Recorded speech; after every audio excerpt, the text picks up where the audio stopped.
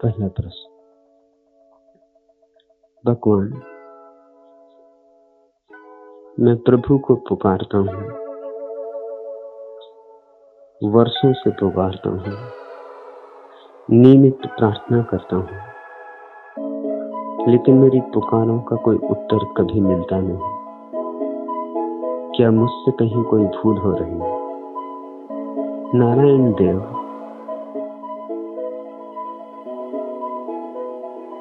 प्रार्थना अपना उत्तर स्वयं है।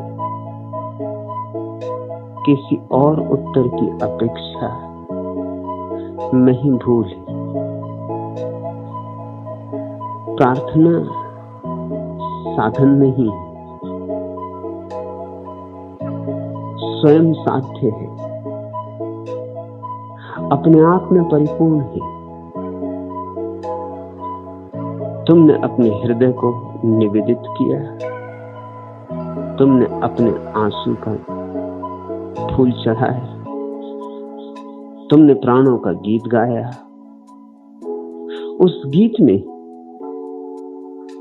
रस है, उन आंसुओं में उल्लास है, उस समर्पण में उत्सव है। उसके पार किसी उत्तर की अपेक्षा कि आकाश कुछ बोले, कि उस पार से कोई उत्तर आए, वही भूल हो रही है। वैसी अपेक्षा ही तुम्हारी प्रार्थना को पूर्ण नहीं होने दे रही। अपेक्षा वासना का ही रूप है, और जहां वासना है वहां प्रार्थना मृत। जहां वासना नहीं है वहां प्रार्थना जीवंत। अपेक्षा है तो विश्वास से भरोगे, क्योंकि कोई अपेक्षा कभी पूरी नहीं होती। प्रार्थना तो मौलिक रूप से निरपेक्ष होती है। प्रार्थना तो भाव की निरपेक्ष दशा है। फूल खिले, किस अपेक्षा में कोई उत्तर मिलेगा? तारों से आकाश भरता है, किसी अपेक्षा में कोई उत्तर मिलेगा? नहीं, यह महोत्सव अपना उत्तर स्वयं है। इस सत्य को जितना गहरा हृदय में बैठ जाने दो उतना अच्छा है। नहीं तो वर्षों से चूक रहे हो, जन्मों तक चूकते रहोगे। तुम सोचते हो कि प्रार्थना करने में कोई भूल हो रही, नहीं, प्रार्थना की पृष्ठभूमि में भूल है। तुम प्रार्थना ही कर रहे हो आंखों की कोर से प्रतीक्षा करते हुए कि अब आया उत्तर, अब आया उत्तर, अब प्रभु प्रकट होंगे, कि अब आकाश से वाणी झरेगी। अभी तक नहीं उत्तर आया, अभी तक परमात्मा प्रकट नहीं हुआ। तुम्हारी प्रार्थना कैसे पूर्ण हो पाएगी? तुम तो बटे बटे हो। आधा मन प्रार्थना कर रहा है, आधा मन किनारे खड़ा राह देख रहा है। आधा मन प्रार्थना कर रहा है, आधा मन शिकायत से भरा है, अब तक नहीं हुआ। वो जो शिकायत है वो प्रार्थना पत्थर की तरह बंधी है, उड़ने न देगी प्रार्थना को, पंख न लगने देगी प्रार्थना को। जीवन में कुछ तो चाहिए ऐसा जो बस अपना साध्य स्वयं हो। उस कुछ को ही मैं धर्म कहता हूं। फिर चाहे तुम गाओ, चाहे नाचो, चाहे मौन बैठ जाओ, लेकिन एक सूत्र को सदा स्मरण रखो, तुम्हारे जीवन में ऐसी कोई चीज जिसके पार कोई अपेक्षा नहीं, वही धर्म है। अगर पार कोई अपेक्षा है तो संसार जारी। जहां वासना वहां संसार, जहां वासना वहां भविष्य, आज करेंगे प्रार्थना, कल उत्तर आएगा। अभी करेंगे प्रार्थना, थोड़ी देर बाद उत्तर आएगा।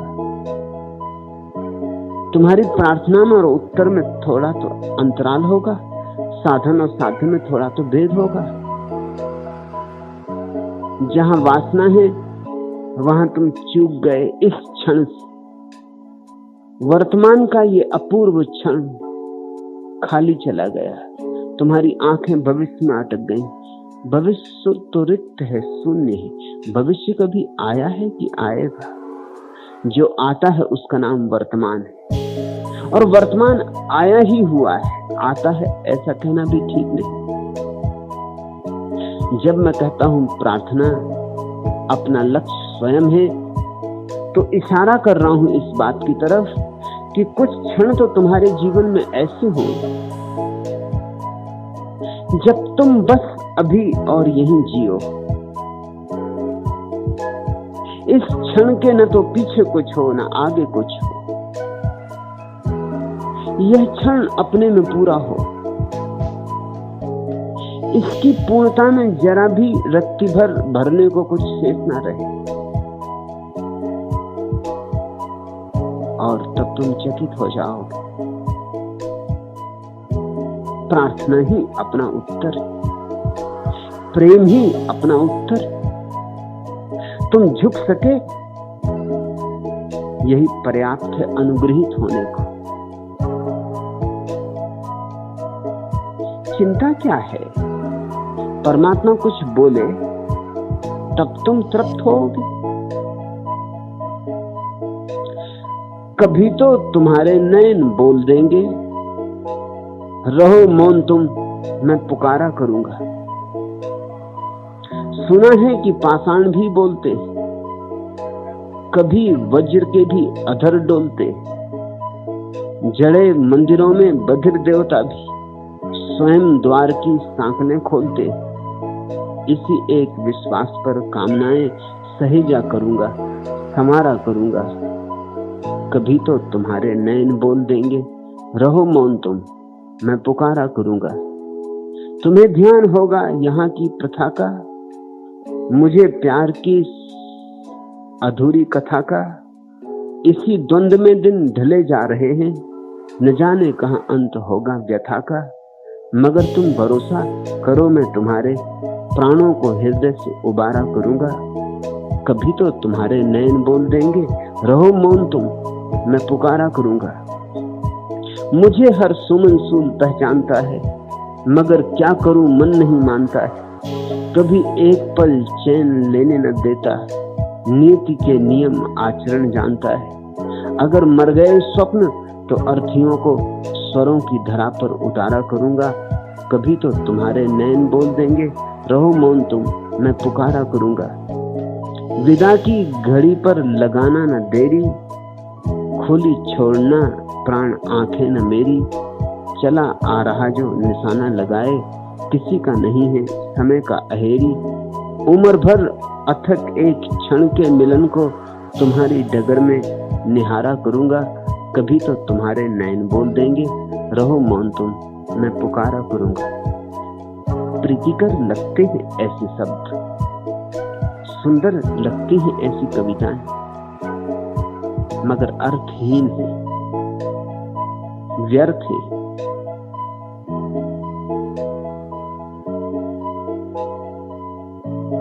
ऐसी कविताओं में ही कहीं तुम भटके हो। तुम्हारी प्रार्थना ने अभी भी उड़ान नहीं ली, छलांग नहीं ली, अभी जमीन पर ही सरक रही। इस तरह की कविताएं मनुष्य के साधारण प्रेम के लिए तो शायद सच हो, फिर भी कहता हूं शायद थोड़ी बहुत सच हो, अंशतः सच हो, लेकिन उस परम प्रेम के लिए तो बिल्कुल झूठ है। जब तक तुम निहारते रहोगे, जब तक तुम प्रतीक्षा करोगे, तब तक मिलन संभव नहीं। जिस दिन निहारना गया, जिस दिन प्रतीक्षा छूटी, जिस दिन तुमने चिंता से ही मुक्ति पा ली, जिस दिन तुम प्रार्थना में झुके और वही क्षण परिपूर्ण हुआ। तुम्हारा झुकना अपने आप में पूरा आनंद बना। तुमने गीत गाया और गीत गाने में ही तुम्हारा रस हुआ। साधन ही जिस दिन साध्य हो गया, उस दिन प्रार्थना पूर्ण हो गई। और उसी पूर्णता में परमात्मा का दर्शन। परमात्मा वर्तमान है और अपेक्षा भविष्य है। ये दोनों का कहीं मिलना नहीं होता, कभी नहीं हुआ है।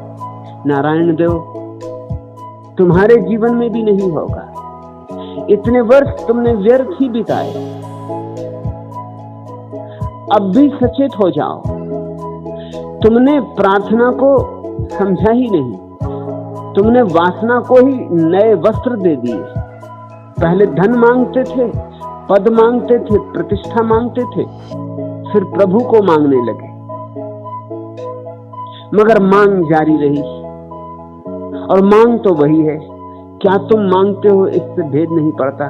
तुम्हारे हाथों में तो भिक्षा पात्र है। धन मांगो, पद मांगो, प्रतिष्ठा मांगो, परमात्मा को मांगो, स्वर्ग मांगो, मोक्ष मांगो, भिक्षा पात्र तो वही है। मांग भी वही है, तुम भी वही हो। कुछ भी नहीं बदला, सिर्फ मांगने की बात बदल गई, विषय बदल गया। विषय के बदलने से क्रांति नहीं होती, तुम्हारा अंतस्थल बदलना चाहिए। मांगना ही जाने दो, तोड़ दो ये भिक्षा पात्र, गिरा दो ये भिक्षा पात्र। मत करो प्रतीक्षा किसी उत्तर की। आकाश कभी कोई उत्तर न दिया है न देगा। और जब तुम उत्तर की अपेक्षा ही ना करोगे तो तुम चकित हो जाओगे, चौंकोगे, बहुत अवाक रह जाओगे। जिस दिन उत्तर की अपेक्षा गई उसी दिन प्रश्न भी गया, क्योंकि प्रश्न जिएगा कैसे बिना उत्तर की अपेक्षा के। प्रश्न के प्राण तो उत्तर में रखे, उत्तर मर गया, प्रश्न भी मर गया। प्रार्थना उत्तर नहीं लाती, प्रार्थना निष्प्रश्न चित्त की दशा है। प्रार्थना मांगती नहीं, प्रार्थना धन्यवाद है। जो मिला है इतना है, उसके लिए धन्यवाद देना है। तुम और मांग रहे हो, और मांगना मन का जाल है। प्रार्थना आभार, कृतज्ञता ज्ञापन। इतना दिया है तूने, लेकिन हम मांगे चले जाते। इस लोक की मांग छूटती है तो परलोक की मांग शुरू हो जाती है। जीवन का एक तारा टूटे जाकर तेरे गांव में, प्राणों का यह दीप बुझे तेरे आंचल की छांव में। आओ निर्मम फूल तरफते आंसू की जयमाल के, कहां छिप गए हो छलिया सांसों की भांवर डाल के। मन की मीरा दर्द की मारी बन बन डोले बाबरी, देह मुरलिया गीत तुम्हारे गाती फिरे दिशाओं में। आंसू तुमको अर्घ चढ़ाए, आह उतारे आरती, तुमको दिल की धड़कन टेरे, तुमको सांस पुकारती। सुध की लौ को बुझा नहीं पाती, आहों की आंधियां यही दीप है जो जलता रहता है तेज हवाओं में। मेरी अंतिम दृष्टि तुम्हारा अंतिम रूप निहार ले, मेरे आंसू का अंतिम कण तेरे चरण पखार ले। अंतिम हिचकी का स्वर तेरी पायल को झनकार दे, अंतिम रक्त बिंदु मेहंदी बन रचे तुम्हारे पांव में। जीवन का एक तारा टूटे जाकर तेरे गांव में, प्राणों का यह दीप बुझे तेरे आंचल की छांव में। लेकिन ये सारा गांव उसी का है, ये सब आंचल उसी के, ये आकाश में उठे हुए बादल उसी के आंचल, और ये चांद तारों की सजी बारात उसी की आंखें। ये फूलों में जो मुस्कुराया है कौन है? वृक्षों में जो हरा उठा है वह कौन है? पशुओं में, पक्षियों में, मनुष्यों में, मुझ में, तुम में जो जागृत है, जो चैतन्य है, वह कौन है? हम उसी के गांव में, हम उसी के मंदिर में विराजमान हैं। जहां तुम हो वहीं काबा है, और वहीं काशी, वहीं कैलाश, वहीं गिरनार। कहीं और जाना नहीं, कुछ और पाना नहीं। परमात्मा मिला हुआ है, इस बोध का नाम प्रार्थना है। परमात्मा को पाना है, ऐसी अगर आकांक्षा है तो यह प्रार्थना नहीं।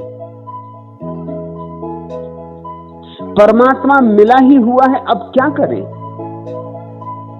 नाचें, खुशी मनाएं, जश्न मनाएं, उत्सव होने दें। परमात्मा मिला ही हुआ है, श्वास श्वास में। गीत गाएं, स्तुति को जगने दें। उसकी महिमा, उसका प्रसाद तो बरस ही रहा है, और क्या चाहते हो? तुम्हारी भूल नारायण देव सिर्फ इतनी ही है कि तुमने प्रार्थना बड़ी परंपरागत ढंग से शुरू की, और तुम उसी परंपरागत प्रार्थना को यहां आके भी किए जा रहे हो। मेरी दृष्टि को समझने की कोशिश करो। पूछते हो तुम, मैं प्रभु को पुकारता हूं। प्रभु को जानते हो जो पुकारोगे? उसका नाम, पता, ठिकाना कुछ मालूम है? राम को पुकारते होगे, धनुर्धारी राम, कि कृष्ण को पुकारते होगे, मोर मुकुट मुरली वाले कृष्ण, कि बुद्ध को पुकारते होगे, कि महावीर को? मगर ये सब तो तरंगे ही हैं उसके सागर की। उसको इन्होंने जान लिया है, इसे इन्हें हमने भगवान कहा है। जिसने उसे जाना वही भगवान। तुम भी भगवान हो, सिर्फ अपने से अपरिचित हो, बस इतनी भूल हो रही है। सिर्फ अपनी तरफ पीठ किए खड़े हो, इतनी भूल हो रही है। किसको पुकारते हो? उसका कोई नाम है? उसका कोई भी नाम नहीं। किस दिशा में पुकारते हो? उसकी कोई दिशा है? सब दिशाओं में वही है।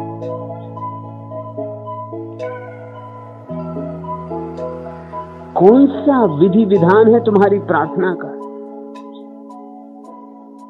फूल चढ़ाते हो शंकर जी की पिंडी पर, घंटी बजाते हो, गायत्री पढ़ते हो, वेद की ऋचाएं दोहराते हो, कि कुरान की आयतें गुनगुनाते हो? क्या करते हो? यह सब तो शब्द ही शब्द है। प्रार्थना का इनसे कुछ लेना देना नहीं। प्रार्थना तो मौन समर्पण है।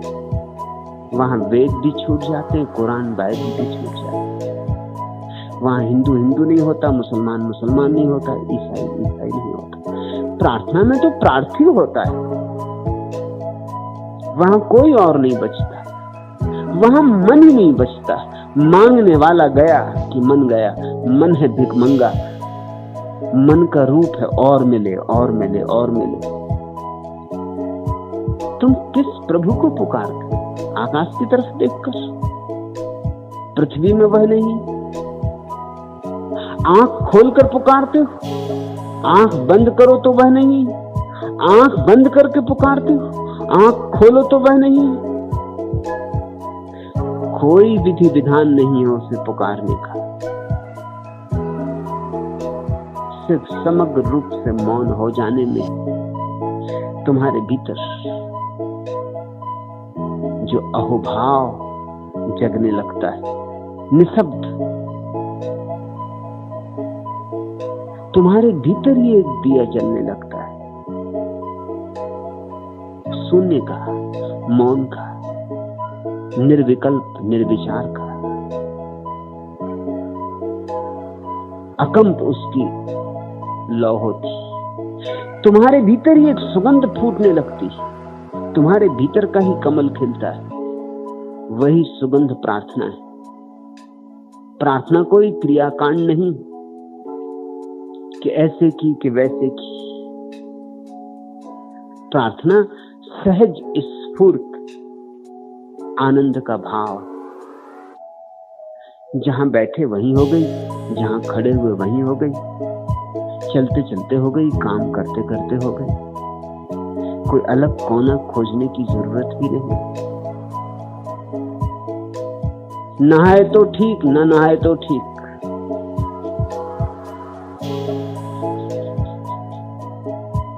प्रार्थना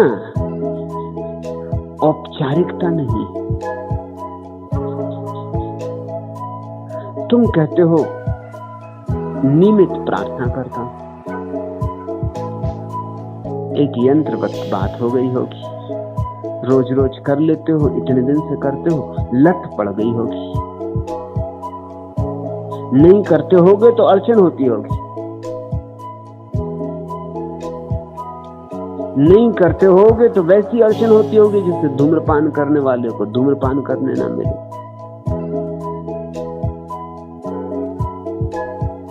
चाय पीने वाले को चाय ना मिले।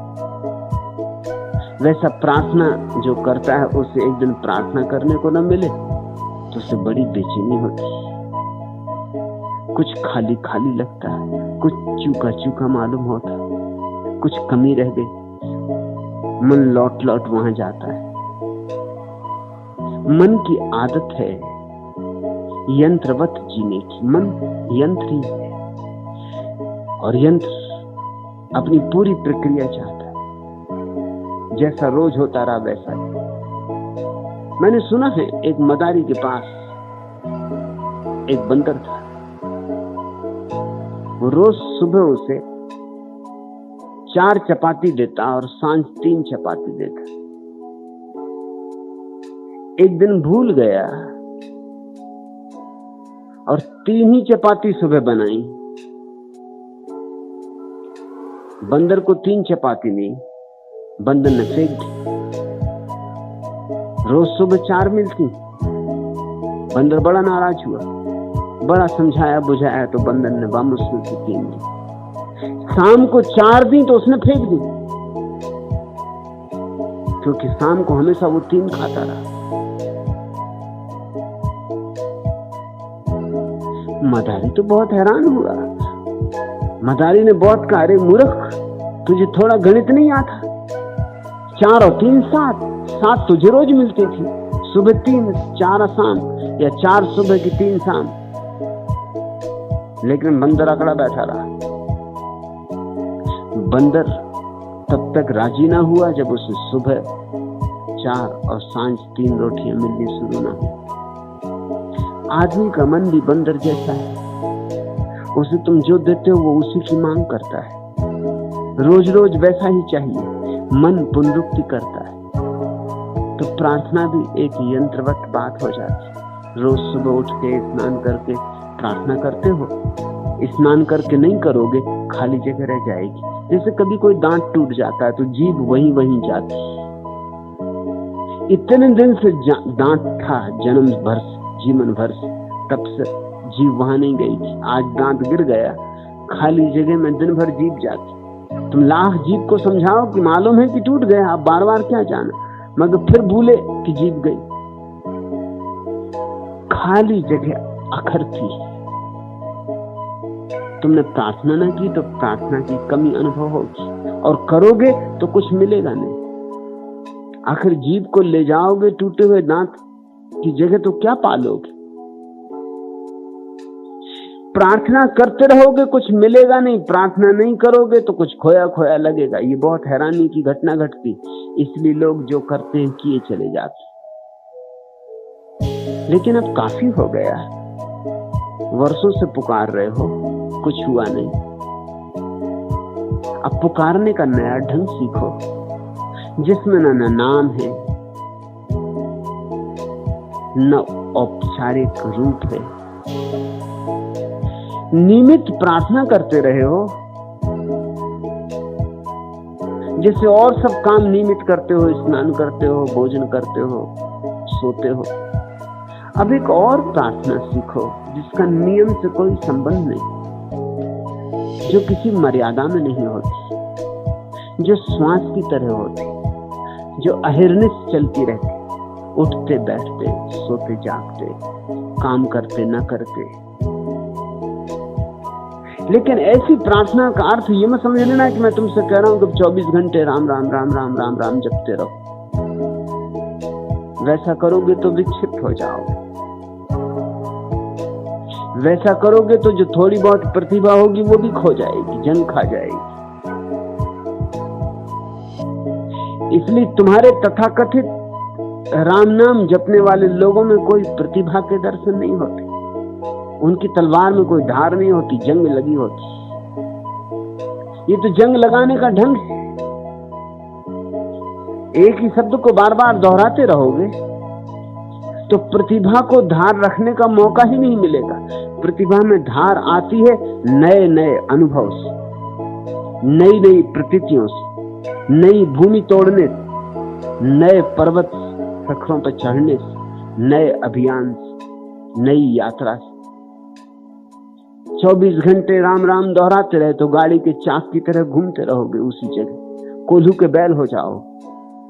तो जब मैं कहता हूं अहिर्निश, तो मेरा अर्थ है एक भाव दशा। शब्द उतना नहीं जितना भाव दशा। फूल दिखाई पड़े तो प्रभु को स्मरण करना, लोग दिखाई पड़े तो प्रभु को स्मरण करना, सूरज उगता दिखाई पड़े तो प्रभु को स्मरण करना। सब उसका, सब इशारे उसके, सब रूपों में वही व्यक्त हो रहा है। ऐसा कोई रूप नहीं जो उसका ना हो। तुम्हारे शत्रु में भी वही है, मित्र में भी वही है। ऐसा कर सको तो प्रार्थना हो। और ध्यान रखना, कहते हो मेरी पुकारों का कोई उत्तर नहीं मिलता, उत्तर है ही नहीं। यह जगत निरुत्तर है, इसलिए तो इस जगत को रहस्य कहते हैं। रहस्य का अर्थ है इसका कोई उत्तर नहीं। रहस्य का अर्थ है उत्तर खोजते खोजते मर जाओगे, उत्तर नहीं पाओगे।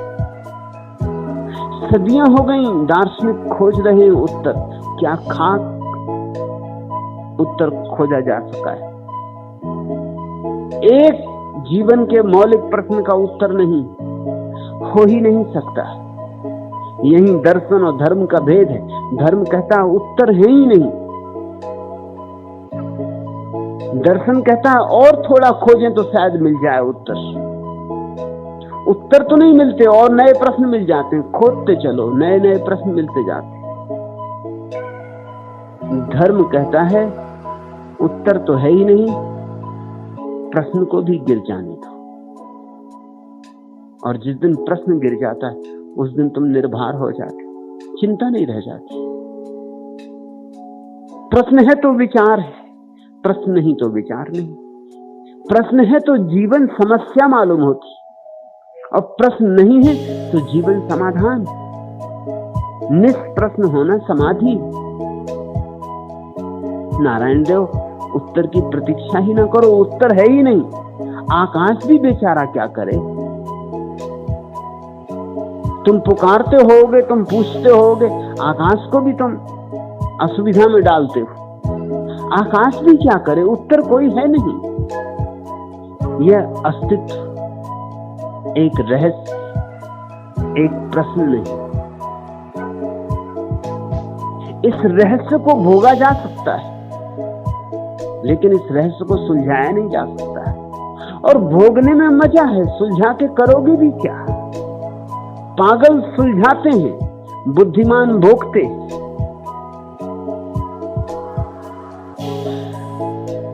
बगिया में फूल ही फूल खिले।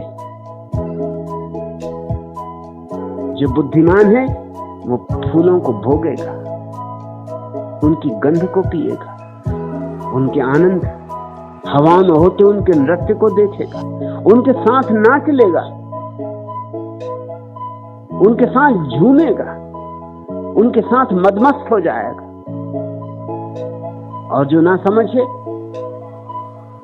वो अजीब अजीब प्रश्न उठाएगा, सौंदर्य क्या है, सुगंध क्या है। और इन्हीं प्रश्नों में खो जाएगा। जल्दी ही बगिया तो विसर्जित हो जाएगी, तुम उसे बैठा किसी पुस्तकालय में पाओगे, ढूंढ रहा होगा, पुस्तकों में तलाश रहा होगा, सौंदर्य पुस्तकों में मिलेगा, बगिया में भरपूर था, वहां से चला आया प्रश्न लेकर। नाचो, गाओ, और अस्तित्व तुम्हारा है, पूछो और तुम चूके। पूछते हो नारायण देव, क्या मुझसे कहीं कुछ भूल हो रही है? तुमने पूछा है किसी और अर्थ में, तुमने पूछा क्या मेरी प्रार्थना के ढंग में कोई गलती है? क्या मेरे प्रार्थना के शब्द समुचित नहीं? क्या मेरे प्रार्थना के उच्चारण भूल भरे? क्या मेरे प्रार्थना का व्याकरण चूक भरा है? क्या मैं प्रार्थना को बदलूं? क्या मैं जिस नाम से पुकारता हूं वो नाम मेरे हृदय से तालमेल नहीं खाता? कृष्ण कृष्ण कहता हूं तो क्या अब राम राम कहूं? इतने फूल चढ़ाता हूं, इतनी आरती उतारता हूं, कम तो नहीं पड़ती? कितनी बार आरती उतारूं, कितने फूल चढ़ाऊं? एक बार करता हूं, एक बार करना शायद पर्याप्त ना हो तो 2 बार करूं। घर में ही कर लेता हूं, शायद ये ठीक नहीं, मंदिर में जाके करूं। तुमने पूछा है कि कहीं कोई भूल तो नहीं हो रही? तुम्हारा इस तरह की भूलों से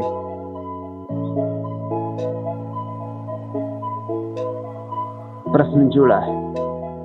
नहीं, ऐसी कोई भूल नहीं हो रही, लेकिन एक भूल जरूर हो रही, मौलिक भूल हो रही। तुम्हारी प्रार्थना अभी भी वासना है, छिपी हुई वासना, अप्रगट।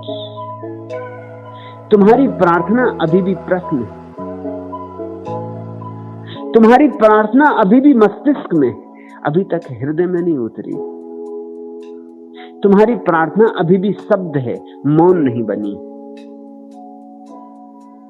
तुम्हारी प्रार्थना में अभी भी भविष्य है, वर्तमान में डुबकी नहीं लगी, वहां भूल हो रही।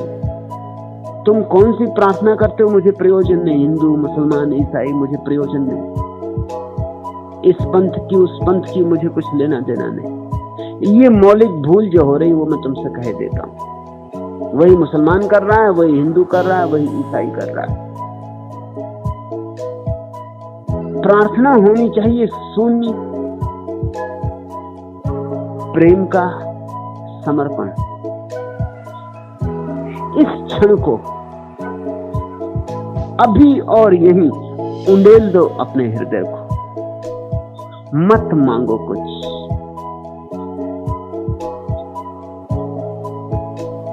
बिन मांगे मोती मिले, मांगे मिले न चूक,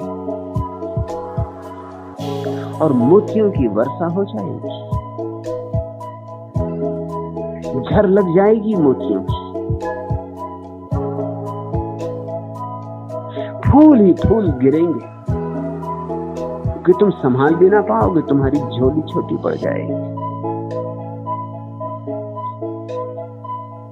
और तब तुम जानोगे मैं यहां वहां टटोलता फिरा और परमात्मा भीतर मौजूद था। मैं दूर दूर देखता रहा, परमात्मा पास था।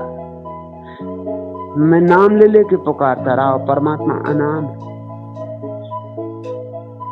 मैं शास्त्रों से परमात्मा को खोजता रहा और परमात्मा का कोई भी शास्त्र नहीं।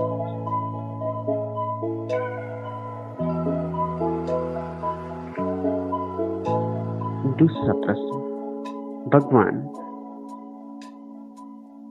मैं कसों की यही आरजू है, साकिया आज ऐसी पिला दे। मैं कदे में है जितने शराबी, आज सबको नमाजी बना दे। हरि भारती और मैं कर ही क्या रहा हूं? लगता है कि तुम मैं गधे में आके भी नहीं पीने की कसम लिए बैठे हो। तौबा किए बैठे हो। यह कोई मंदिर तो नहीं, मधुशाला है। यहां पीना पिलाना ही चल रहा है।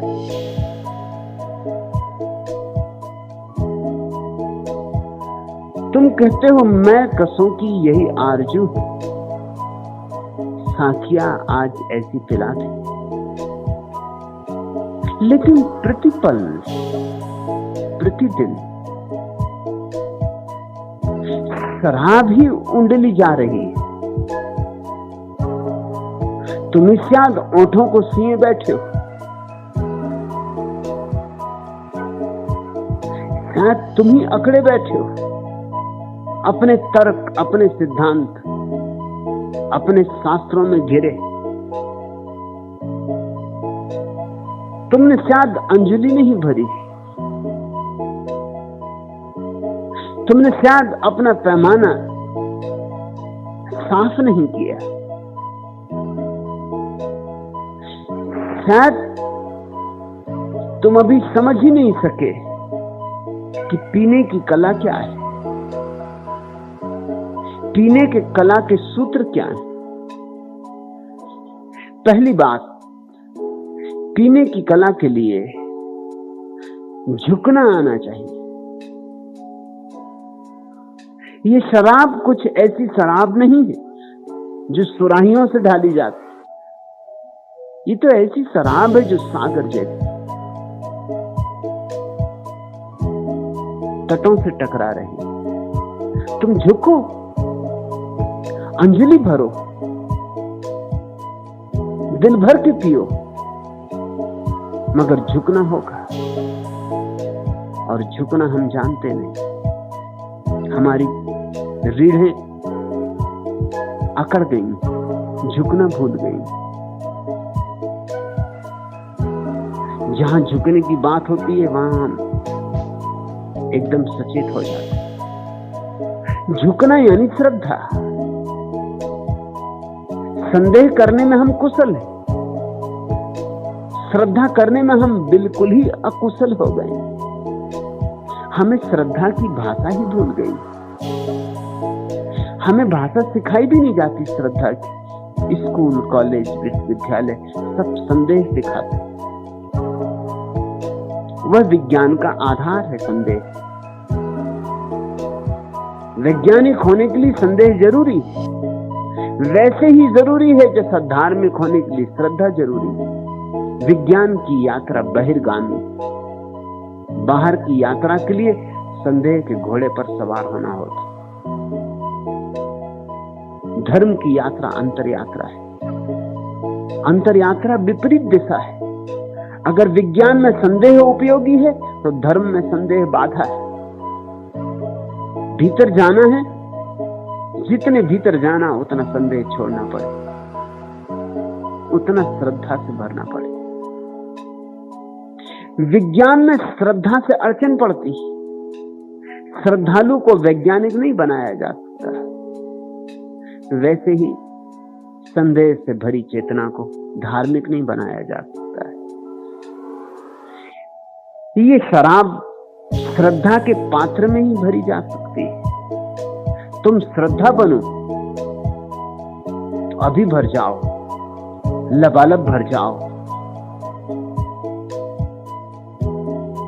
लेकिन अगर श्रद्धा में कहीं भी संदेह के छिद्र हैं तो मैं भरता रहूंगा और तुम खाली के खाली रहोगे।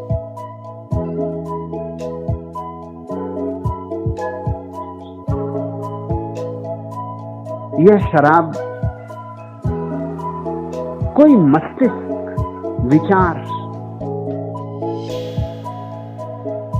पांडित्य, ज्ञान, उस दुनिया की बात नहीं। भाव, भावना, प्रार्थना, पूजा, अर्चना, आराधना उस जगत की बात है।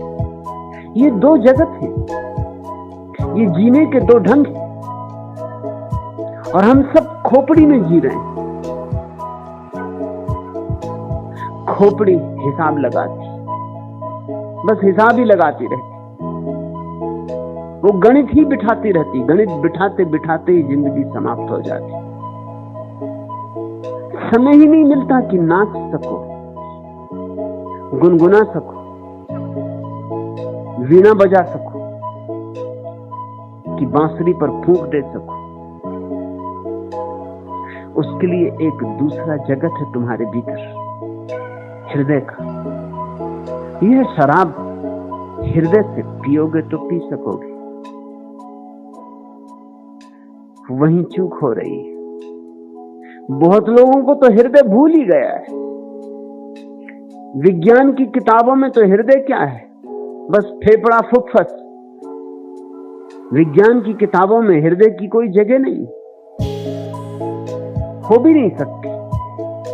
विज्ञान आदमी का विश्लेषण करता है, खोपड़ी तो मिलती है, मस्तिष्क मिलता है, लेकिन प्रेम का कोई स्रोत नहीं मिलता।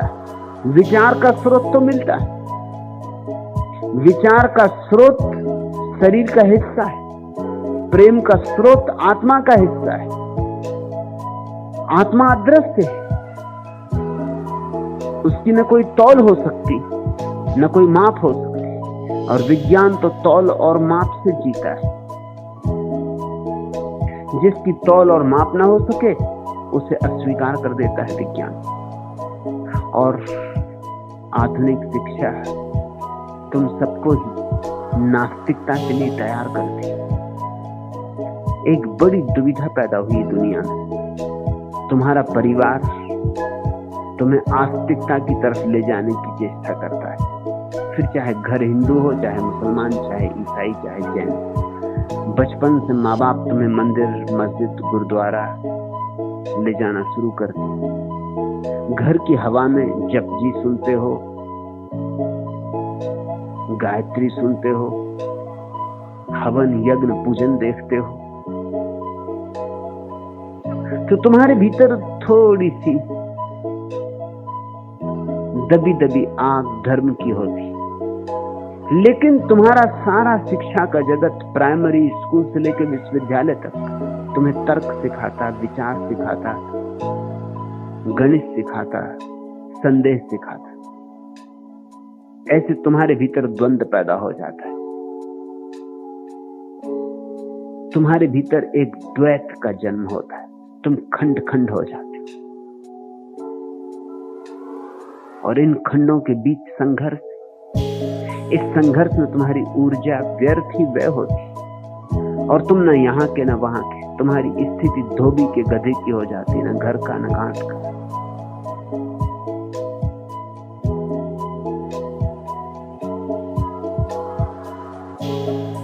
तुम मध्य में अटक जाते हो, तुम त्रिशंकु हो जाते हो। किन्हीं किन्हीं क्षणों में हृदय जोर मारता है, थोड़ी सी लहरें उठाता है, लेकिन वे कमजोर लहरें होती, क्योंकि शिक्षा ने उनके ऊपर खूब पत्थर जमा दिए। 24 घंटे तो तुम गणित और हिसाब किताब की दुनिया में जीते हो, बही खाते, और कभी कभी गीता खोल लेते हो, कुरान खोल लेते हो। इन दोनों में कोई तालमेल नहीं, ये दोनों एक दूसरे के विपरीत हैं। इनमें से एक की मानो तो दूसरे की मानना मुश्किल। तुम मानते तो तुम बही खाते की हो, और झूठे श्रद्धा के फूल कुरान और बाइबल पर चढ़ा देते। मानते तो बाजार की हो, हाँ कभी कभी मंदिर हो आते, और धीरे धीरे तुमने मंदिर भी बाजार में ही बना लिया है, और धीरे धीरे तुमने मंदिर को भी बाजार में ही ढाल दिया है। धीरे धीरे तुम्हारा मंदिर भी बाजार की ही एक दुकान है। वहां भी पंडित पुजारी बिठा दिए जो सिर्फ व्यवसायी, जिनके जीवन में खुद धर्म का कोई अनुभव नहीं। तुमसे उनका तालमेल बैठता, तुम भी व्यवसायी, वो भी व्यवसायी, भाषा समझ में आती, संवाद आसान हो जाता है।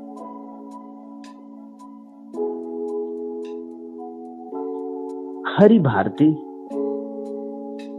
इसलिए जब कभी संयोगवशात, सौभाग्यवश तुम किसी मधुशाला में प्रविष्ट हो जाते हो तो भी पी नहीं पाते, पीने से डरते हो।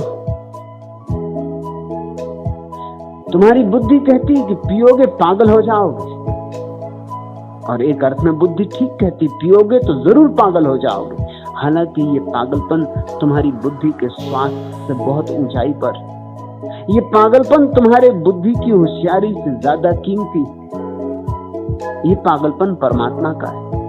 मगर बुद्धि कहती तो ठीक ही है एक बात, कि जरा संभल के चलना, जरा होशियारी रखना, जरा पैर फिसला कि फिर एक ऐसी दुनिया में समाविष्ट हो जाओगे जिसकी न तो तुम्हें कोई पहचान है, न जिसकी तुम्हें कोई शिक्षा दी गई, न जिसका नक्शा तुम्हारे पास। फिर कहीं ऐसा ना हो कि लौटना मुश्किल हो जाए। इसलिए बातें धर्म की करो, मगर चलो राजपथ पर।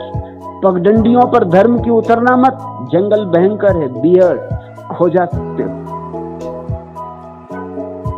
और पियक्कड़ होना है तो पागल होने की सामर्थ्य तो चाहिए।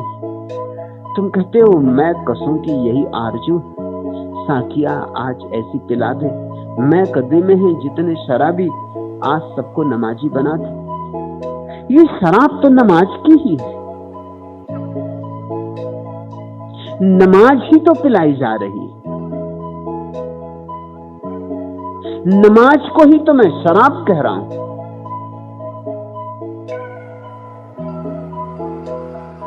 तुम्हारे तथाकथित संत तुम्हें उदास बनाते, उनका वैराग्य एक तरह की बीमारी, उनका धर्म जीवन निषेधक, उनका अध्यात्म मृत्यु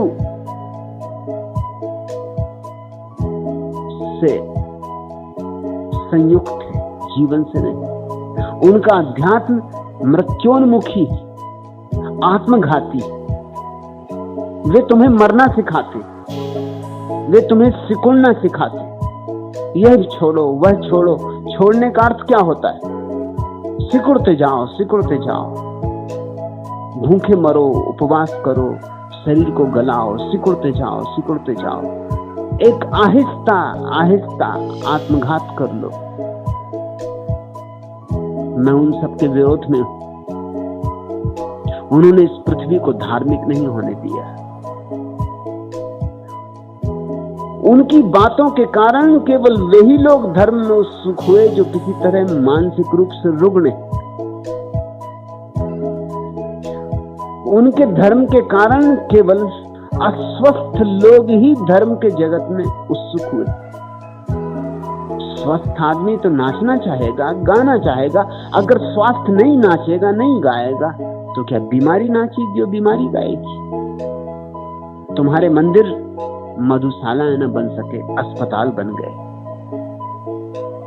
तुम्हारे मंदिरों को गौर से देखो, वहां तुम बीमार लोगों को बैठा हुआ पाओगे, जिनमें जीने की क्षमता नहीं थी, जो जीवन से डर गए, जिन्हें जीवन घबराने वाला लगा। उन्होंने एक आवरण ओढ़ लिया वैराग्य का। असलियत कुछ और थी। नपुंसक थे, जीवन जीने में असमर्थ थे, दुर्बल थे। अंगूर खट्टे हैं ऐसा कहकर वो भाग गए। अंगूर चखे ही नहीं, अंगूर ऊंचाई पर थे, उन्हें पाने के लिए छलांग लगानी होती। मगर किसी का अहंकार ये मानने को तैयार नहीं होता कि मेरी छलांग छोटी। एक सर्दी की सुबह एक हाथी धूप ले रहा था। एक चूहा भी आकर उसके पास खड़ा हो गया और धूप लेने लगा। चूहे ने बहुत चेंचें की, हाथी के पैर पे इधर से चोंच मारी, उधर से चोंच मारी। हाथी का ध्यान आकर्षित करना चाहता। बहुत मेहनत करने के बाद आखिर हाथी को कुछ लगा कि कुछ चेंचे चेंचे की कुछ आवाज। नीचे झुक के देखा, बमुश्किल चूहा दिखाई पड़ा। हाथी ने इतना छोटा प्राणी कभी देखा नहीं था। उसने पूछा, अरे तुम इतने छोटे प्राणी भी होते हैं? चूहे ने कहा, माफ करिए, छोटा नहीं हूं, असल में 6 महीने से बीमार। बीमारी की वजह से यह हाल हो गया। चूहे का भी अहंकार है, वो भी ये नहीं मान सकता कि मैं कोई हाथी से छोटा हूं।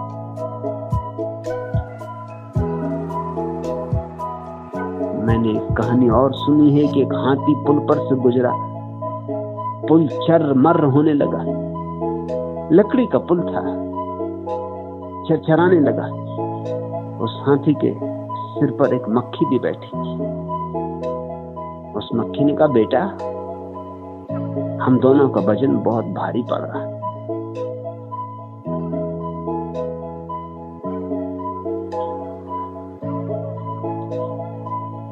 मक्खी भी ये मान नहीं सकती कि ये हाथी के वजन से चरमरा रहा है पुल। हम दोनों का वजन बहुत भारी पड़ रहा है। अहंकार स्वीकार नहीं कर सकता कि मैं कमजोर हूं, कि अंगूर दूर है, मेरी पहुंच के बाहर। तो फिर क्या उपाय है अहंकार को अपनी रक्षा का? वैराग्य। छोड़ ही दो। जिस संसार को पा नहीं सकते, कहो कि उसमें कुछ पाने योग्य कहां है। हम तो पा सकते थे, पा ही लिया था, मगर कुछ पाने योग्य था ही नहीं, कूड़ा करकट है सब। और ऐसा आदमी 24 घंटे समझाता रहेगा मंदिरों मस्जिदों में बैठकर कि सब कूड़ा करकट है। तुमको भी समझाएगा कि सब कूड़ा करकट, संसार में कुछ है नहीं। मैं तुमसे कहता हूं संसार में परमात्मा है। गहरी खोज करनी पड़ेगी, हाथ दूर तक फैलाने होंगे, नावें अज्ञात में ले जानी होंगी। मैं तुमसे कहता हूं अंगूर दूर हैं, लेकिन पाने योग्य,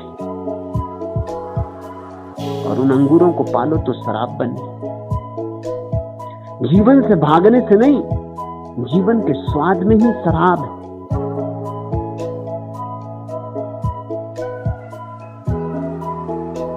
लेकिन मैं जिस शराब की बात कर रहा हूं, ख्याल रखना, वह नमाज का ही दूसरा नाम है। लेकिन वो उनको ही मिल सकती है जो जीवन को पीने को राजी। ये जीवन की सुराह है। जीवन को पियो तो परमात्मा का स्वाद तुम्हें मिलेगा। लेकिन फिर याद दिला दूं, मैं जिसको जीवन कहता हूं वो तुम्हारे मन का जीवन नहीं है। धन पद पाने का, प्रतिष्ठा, यश, सम्मान, सत्कार पाने का, वो जो तुम्हारा मन का जाल है, वो तो पलटू ठीक कहते हैं उसके संबंध। सपना यह संसार, वह संसार तो सपना है, क्योंकि तुम्हारे मन सपने के अतिरिक्त और क्या कर सकते हैं। लेकिन तुम्हारे सपने जब शून्य हो जाएंगे और मन में जब कोई विचार ना होगा, और जब मन में कोई पाने की आकांक्षा ना होगी, तब एक नया संसार तुम्हारी आंखों के सामने प्रकट होगा, अपनी परम उज्जवलता में, अपने परम सौंदर्य में। वह परमात्मा का ही प्रकट रूप है। उसको पिलाने के लिए मैंने तुम्हें बुलाया है। उसे तुम पियो, उसे तुम जियो।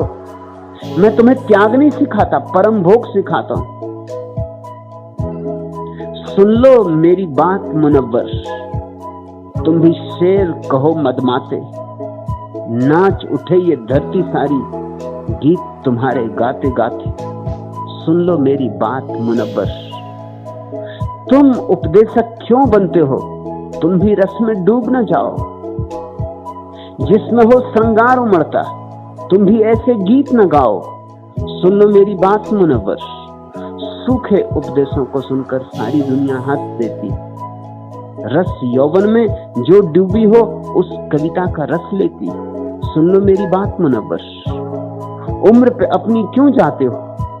उम्र तो भावों से बनती, नई पुरानी हर छलनी, प्रेम सुरा पल पल छनती। सुन लो मेरी बात मुनव्वर, तुम भी शेर कहो मदमाते। नाच उठे ये धरती सारी, गीत तुम्हारे गाते गाते। सुन लो मेरी बात मुनव्वर, मैं तुम्हें एक गीत देना चाहता हूं, एक गीत जो मेरे भीतर जन्मा है। मैं तुम्हें एक रस पिलाना चाहता हूं, एक रस जो मैंने पिया है। मैं चाहता हूं कि तुम भी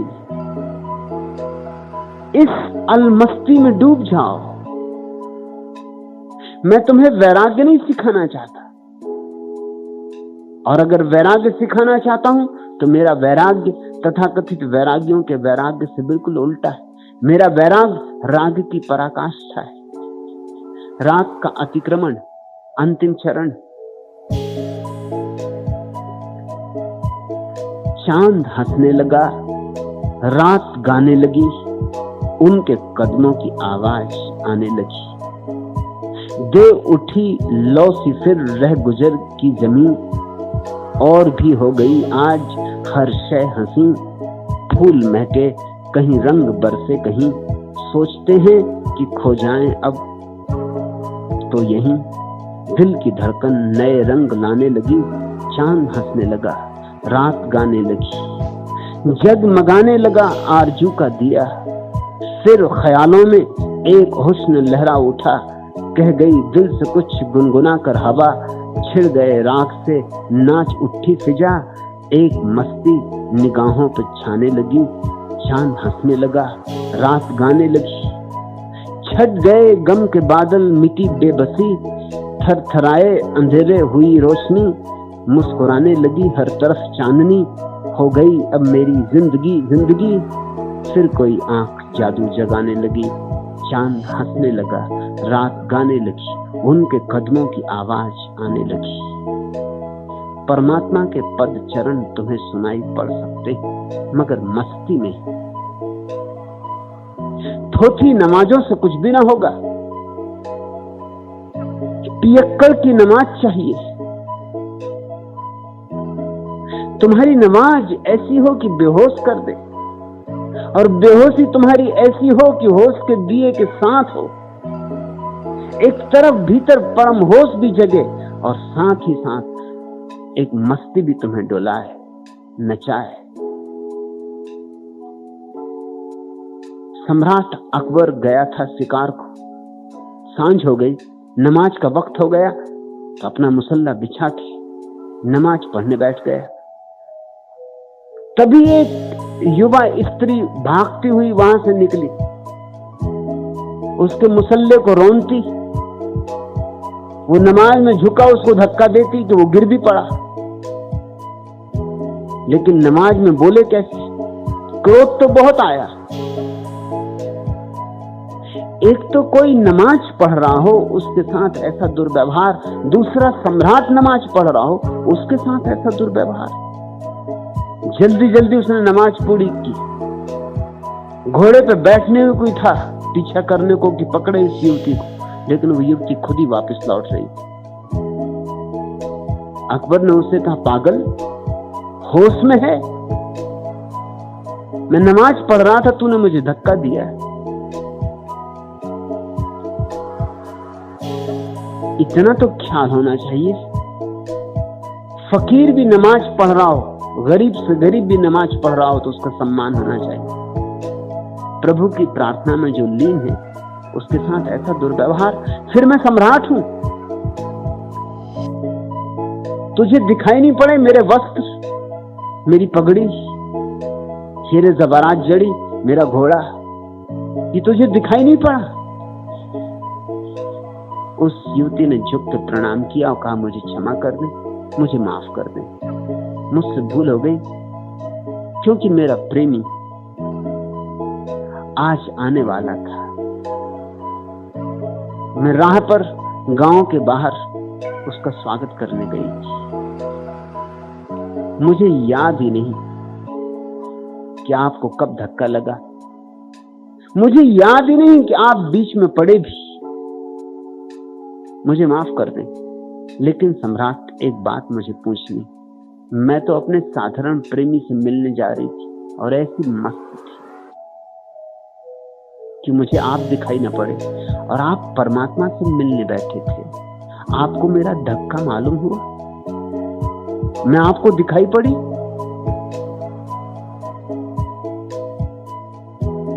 सम्राट अकबर ने अपने संस्मरणों में लिखवाया है कि शर्म से मेरी आंखें झुक गई। बात तो उसने ठीक कही थी, मेरी नमाज झूठी थी, उसमें बेहोशी न थी, उसमें मस्ती न थी। शायद उसकी ही नमाज बेहतर थी। माना कि वो अपने साधारण प्रेमी से मिलने जा रही थी, लेकिन उसके साधारण प्रेम में भी एक असाधारण नशा था। अगर उसे पता ही नहीं चला कि मैं था, कि मुझे धक्का लगा तो उसे भी धक्का लगा होगा, दोनों को साथ ही लग सकता है। अगर उसे मेरा पता नहीं चला तो मुझे क्यों पता चला? कब वह घड़ी आएगी, शुभ घड़ी, जब मुझे इस तरह की छोटी छोटी बातों का पता न चलेगा। नमाज, प्रार्थना, आराधना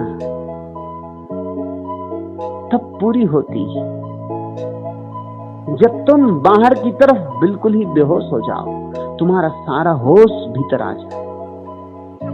इसलिए दोहरी घटनाएं घटती। नमाज एक बड़ा विरोधाभास, बाहर से सारा का सारा होश खींच के भीतर आ जाता है। बाहर बटा था, परिधि पर बिखरा था, भीतर आके संग्रहित हो जाता। तो एक तरफ तो नमाजी बाहर से बेहोश हो जाता है और भीतर परम होश से भर जाता। भीतर एक जगमगाती ज्योति प्रकट होती, बाहर का सब भूल जाता है। शायद तुम उसे तलवार से काट दो तो उसे पता न चले। ऐसा हुआ 1905 में। काशी के नरेश का ऑपरेशन हुआ, अपेंडिक्स का ऑपरेशन था। लेकिन काशी के नरेश ने व्रत ले रखा था कि कोई मादक द्रव्य कभी नहीं लेंगे जो बेहोश करे। परमात्मा को पीते थे, अब और क्या मादक द्रव्य चाहिए? बड़ी अड़चन हो गई। वो क्लोरोफॉर्म लेने को भी राजी नहीं थे, और बिना क्लोरोफॉर्म के कैसे अपेंडिक्स निकाली जाए? अंग्रेज डॉक्टर परेशान थे, निकालनी जरूरी थी, नहीं तो जीवन खतरे में था। लेकिन काशी नरेश ने कहा, तुम चिंता ना करो, मैं प्रार्थना में लीन हो जाऊंगा, तुम ऑपरेशन कर देना। उन्हें भरोसा तो नहीं आया कि प्रार्थना ऐसी हो सकती है कि तुम अपेंडिक्स निकालो और पता ना चले। उन्होंने तो प्रार्थना करने वाले लोग देखे थे कि जरा बच्चा शोरगुल मचा दे कि वो निकल के बाहर आ जाते हैं अपने मंदिर के बाहर और चिल्लाते हैं कि कौन शोरगुल मचा रहा, कि पत्नी के हाथ से बर्तन गिर जाए कि बस उनकी खोपड़ी गर्म हो जाती कि वो आराधना के लिए बैठे थे और सब आराधना भ्रष्ट हो गई। मोहल्ले का कुत्ता भौंक दे और काफी। ऐसे प्रार्थना करने वाले लोग देखे थे। अपेंडिक्स निकाली जाए, बड़ा ऑपरेशन। और 1905 में और भी बड़ा ऑपरेशन था। अब तो अपेंडिक्स कोई बड़ा ऑपरेशन नहीं, अब तो कुछ भी थोड़ा उपद्रव हो कि निकालो अपेंडिक्स।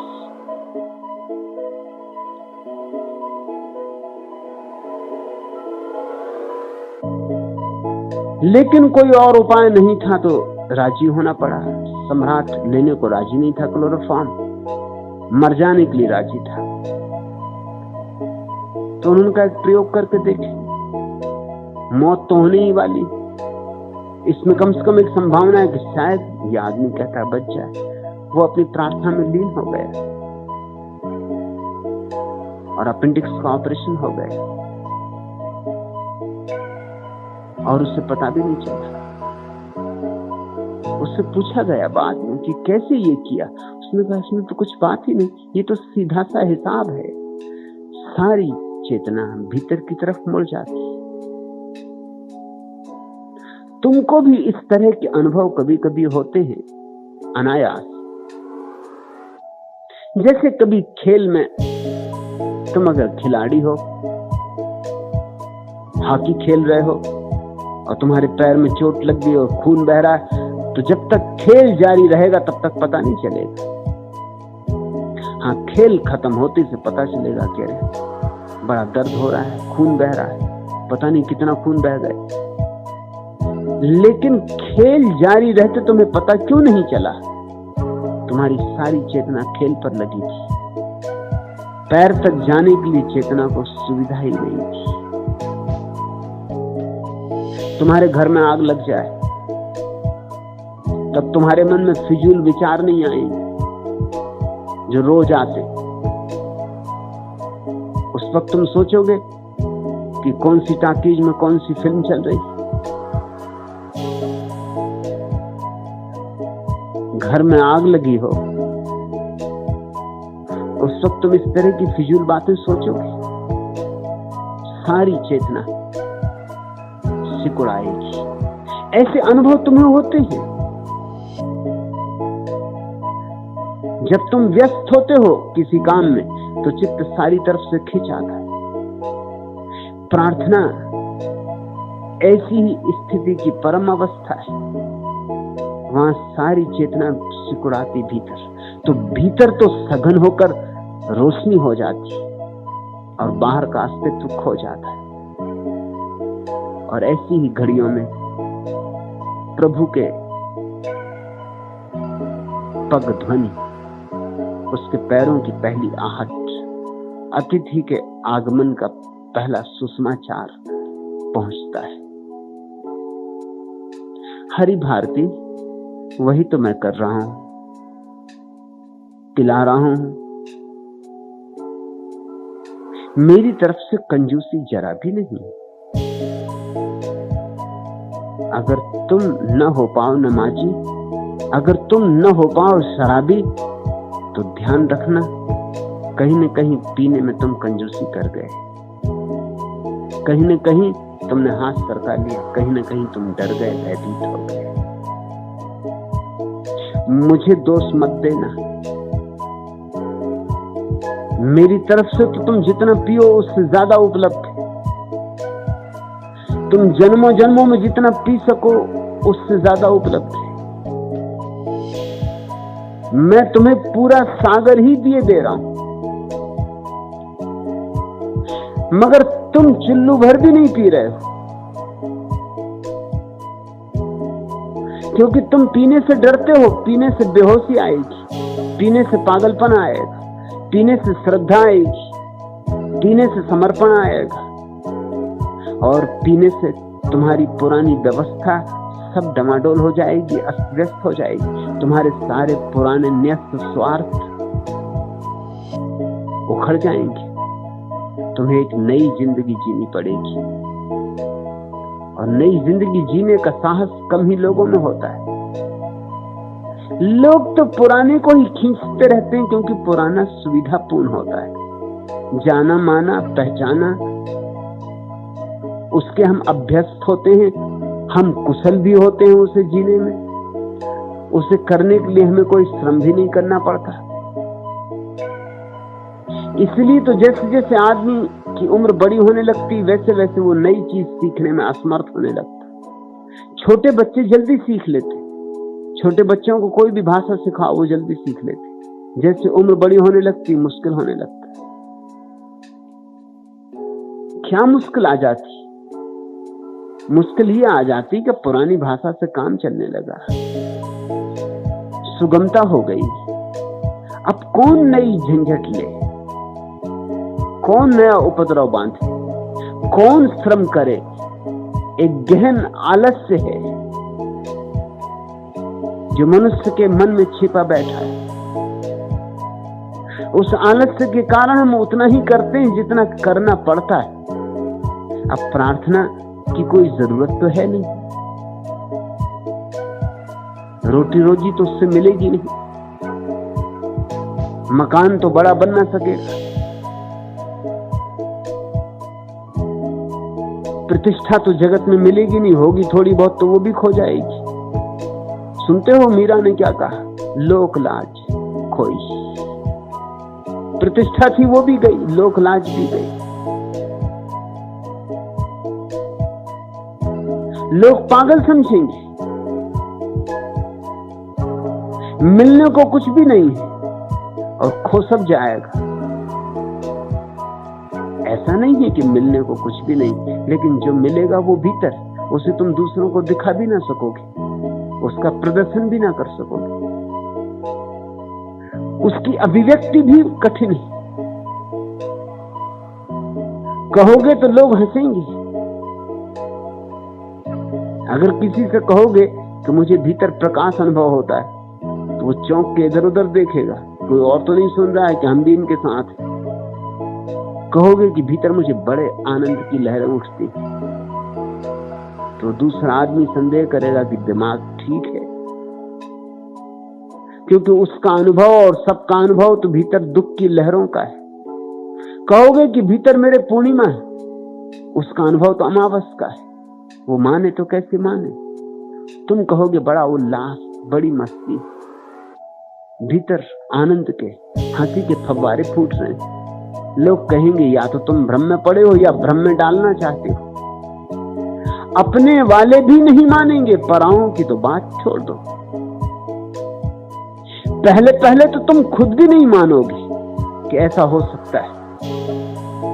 समझोगे कि शायद सम्मोहित कर लिए गए हो, किसी भ्रमजाल में पड़ गए हो।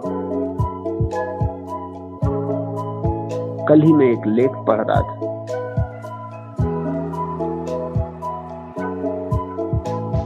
उस लेख में लिखा है इस आश्रम के संबंध में कि इस आश्रम में जाना खतरे से खाली नहीं। दो कारण बताए हैं। एक, प्रत्येक व्यक्ति जो यहां आता है सम्मोहित कर लिया जाता है। अभी शब्द सम्मोहन बस लोगों को चौंकाने के लिए काफी, और जो सम्मोहित नहीं हो सकते, जो बड़े संकल्पवान हैं, उनको पानी में या चाय में कुछ मादक द्रव्य पिला दिए जाते, LSD या कुछ इस तरह की चीजें उनको पिला दी जाती, क्योंकि यहां से जो लौटता है वो कुछ और ही तरह की बातें करने लगता है। जिन मित्र ने लेख लिखा है, एक अर्थ में ठीक ही लिखा है। कुछ तो जरूर जो यहां से लौटता है कुछ और तरह की बात करने लगता है, और आम जनता को अगर ऐसा लगे कि कुछ गड़बड़ हो गई, ऐसी बातें करने लगता है जैसे लोग भांग गांजे के नशे में करते। तो या तो सम्मोहित हो गया है, या कुछ गांजा भांग न उन्हें सम्मोहन का कुछ पता है, न इस तरह के लोग कभी आए हैं, आएंगे भी कैसे, क्योंकि आ जाए तो खतरा ही है, आना तो है ही नहीं। लेख ही इसलिए लिखा है कि कोई दूसरा भी ना जाए।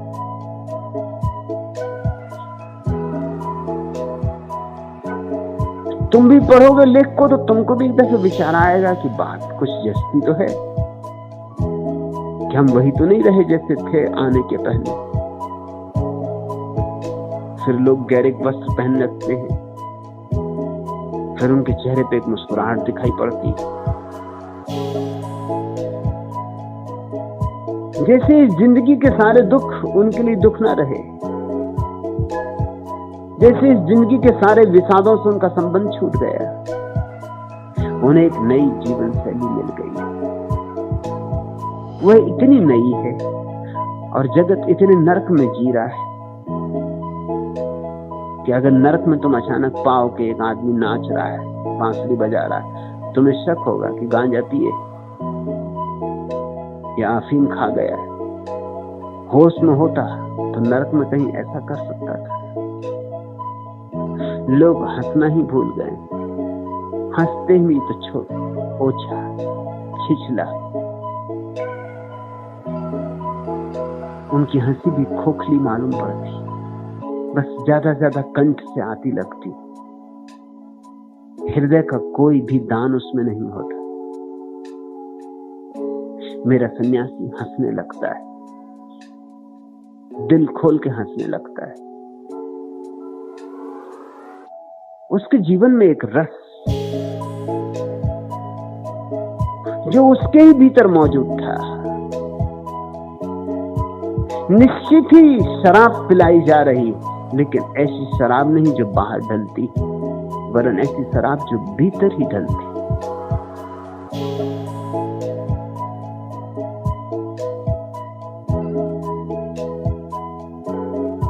तीसरा प्रश्न,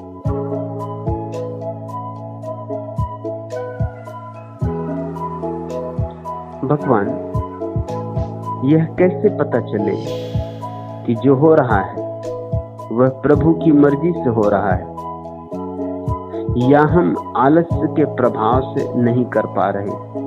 कृपा करके समझाएं। राम सिंह,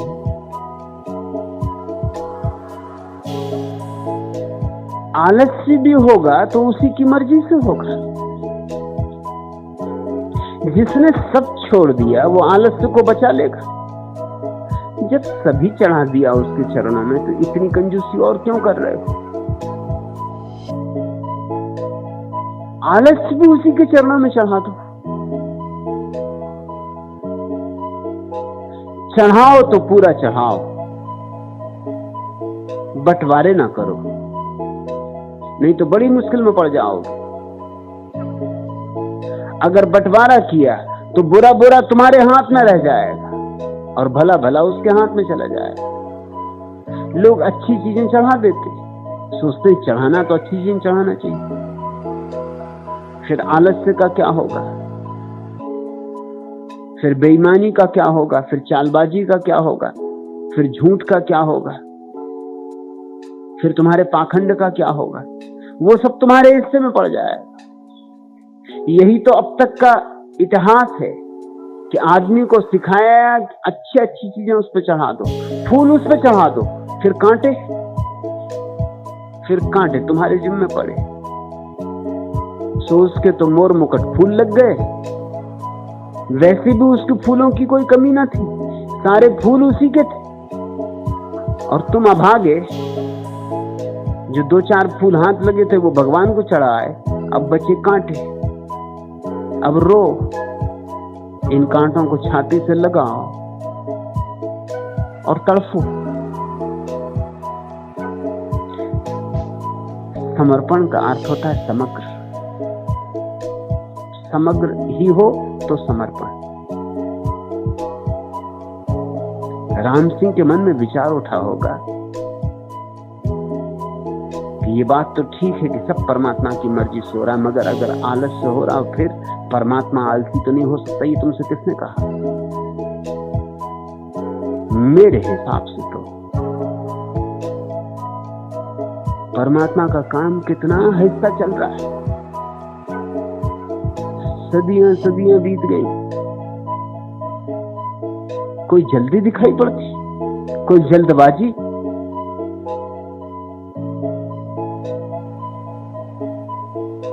जल्दबाजी आदमी को है, परमात्मा को नहीं। सदियों सदियों में, करोड़ों करोड़ों वर्षों में पृथ्वी बनती है। करोड़ों करोड़ों वर्षों में पृथ्वी पर हरियाली उगती, करोड़ों करोड़ों वर्षों में फिर पृथ्वी पर प्राणी आते, करोड़ों करोड़ों वर्षों में फिर मनुष्य आता है। और परमात्मा का धीरज कितना है कि करोड़ों करोड़ों मनुष्यों में कभी कोई एक बुद्ध हो पाता है, फिर भी वो राजी। या तो कहो आलसी है, या कहो परम धैर्यवान। आलस्य की इतनी निंदा क्यों? क्योंकि आदमी अतीत में बड़ी मुश्किल से जिया है, बड़ी मुश्किल से जिया है, खूब श्रम किया है तो ही जी सका, बच सका है। जीवन एक गहन संघर्ष था, इसलिए उसमें आलसी की बड़ी निंदा हो गई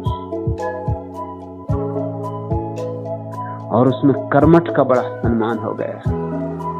हालांकि बात यह है कि कर्मठ लोगों ने दुनिया को जितना गड्ढों में पटका उतना आलसियों ने नहीं। आलसियों ने कोई नुकसान ही नहीं किया, वो नुकसान करने लायक काम भी नहीं कर सकते।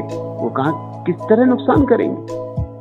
एडोल्फ हिटलर आलसी हो सकता है, मुसोलिनी आलसी हो सकता है, स्टालिन माओ से तुंग आलसी हो सकता है? असंभव। ये तो बड़े कर्मठ पुरुष, लोह पुरुष। स्टालिन शब्द का अर्थ होता है लोह पुरुष, स्टील से बना शब्द स्टालिन। वो उसका असली नाम नहीं है, दिया हुआ नाम।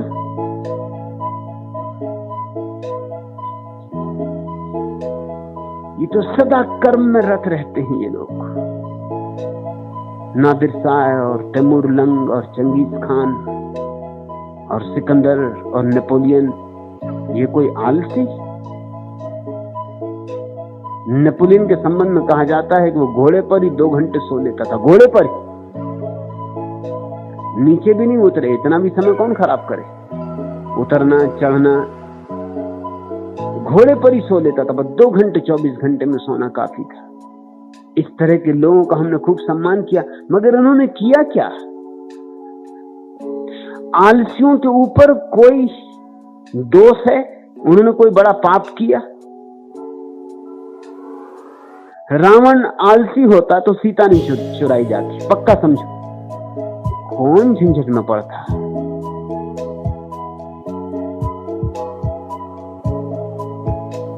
तुमने आलसियों की कहानियां तो सुनी ही कि 2 आलसी लेटे एक झाड़ के नीचे, जामने टपक रही, पकी जामने, उनकी गंध। और एक आलसी दूसरे से बोला कि हद हो गई, हम सोचते थे कि तू अपना मित्र, और मित्र तो वो है जो समय पे काम आए। जामने टपाटप गिर रही, और तुझसे इतना भी नहीं हो सकता कि एक जामुन उठा के मेरे मुंह में डाल दे। और दूसरे ने कहा कि जाओ जाओ, तेरे मुंह में हो मैं जामुन डालूं? अरे दोस्त वो जो दुख में काम आए। अभी एक कुत्ता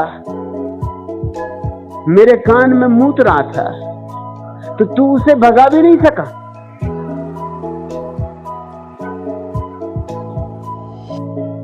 एक आदमी रास्ते से गुजर रहा था, उसने दोनों की बात सुनी, उसने कहा हद हो गई।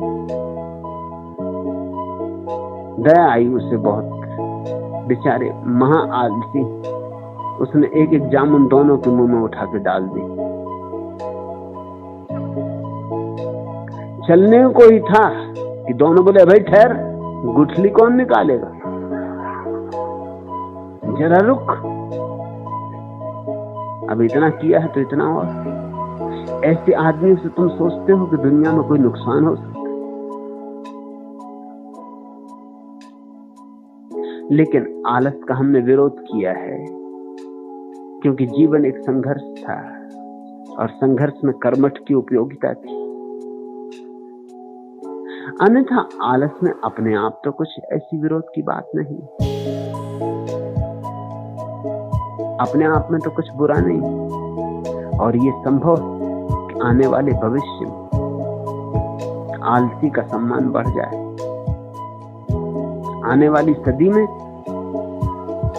उन लोगों का सम्मान किया जाएगा जो काम नहीं मांगेंगे, क्योंकि सारा काम धीरे धीरे यंत्रों के द्वारा होने लगेगा, हो ही रहा है। विकसित देशों में पहले 7 दिन का सप्ताह होता था, फिर 6 दिन का होने लगा, फिर 5 दिन का होने लगा, अब 4 दिन का होने लगा। अब अमेरिका में विचार चलता है उसको हटा के 3 दिन का कर दिया जाए, क्योंकि मशीनों से काम पूरा हुआ जा रहा है। 20 साल पूरे होते होते करोड़ों लोग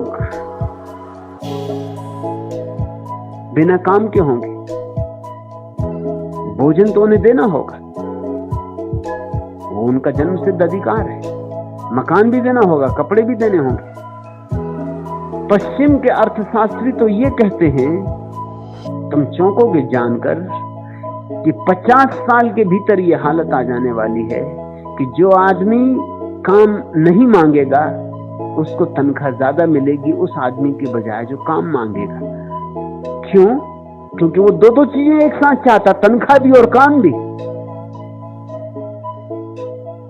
तो स्वभाव था उसको तनख्वाह कम मिलेगी, दोनों हाथ लड्डू। जो काम नहीं मांगता उसको तनख्वाह ज्यादा मिलेगी, स्वभाव था उसको कुछ कंपेंसेशन देना होगा कि वो काम भी नहीं मांग रहा है। आलस्य के दिन आ रहे हैं राम सिंह, घबराओ मत। राम सिंह हैं अमृतसर, पंजाबियों के दिन जा रहे हैं राम सिंह, घबराओ मत। आलसियों के दिन आ रहे हैं। यंत्र सब कर देगा। फिर विश्वविद्यालयों में और शिक्षालयों में बड़े बड़े तख्तों पर लिखा होगा, धन है आलसी, क्योंकि प्रभु का राज्य उन्हीं का है। हमें जोड़ने पड़ेंगे ये वचन, हमें धर्मशास्त्रों में ये बातें लिखनी पड़ेंगी। आलस्य को सद्गुण बनाना ही पड़ेगा। और परमात्मा तो इतनी धीमी चाल से चलता है कि पता ही कहां चलती उसकी चाल। एक बीज बो कितना समय लेता है, वर्षों लग जाते हैं वृक्ष के बनते बनते। तब कहीं फूल आते, तब कहीं फल लगते। कोई जल्दी है वहां, समय की अनंतता है, कोई जल्दी नहीं। और राम सिंह जब सभी उस पर चढ़ा दिया तो इतनी भी क्या कंजूसी, आलस्य भी उसी का। तुमने कहानी नहीं सुनी, एक सूफी कहानी,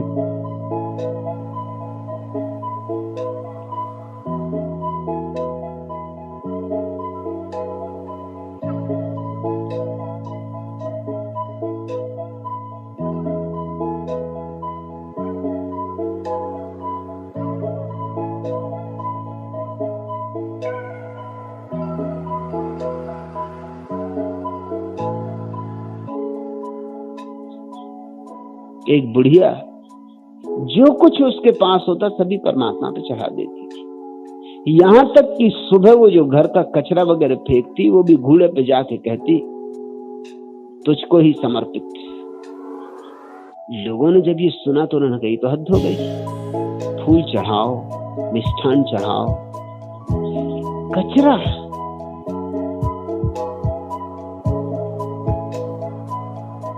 एक फकीर गुजर रहा था, उसने एक दिन सुना कि वो बुढ़िया गई घोड़े पर, उसने जाके सारा कचरा फेंका, कहे प्रभु तुझको ही समर्पित। उस फकीर ने कहा कि भाई ठहर, मैंने बड़े बड़े संत देखे, तू ये क्या कह रही? उसने कहा मुझसे मत पूछो, उससे ही पूछो। जब सब दे दिया तो कचरा क्या मैं बचाऊं? मैं ऐसी ना समझ नहीं। उस फकीर ने उस रात एक स्वप्न देखा तो वो स्वर्ग ले जाया गया, परमात्मा के सामने खड़ा है, स्वर्ण सिंहासन पर परमात्मा विराजमान।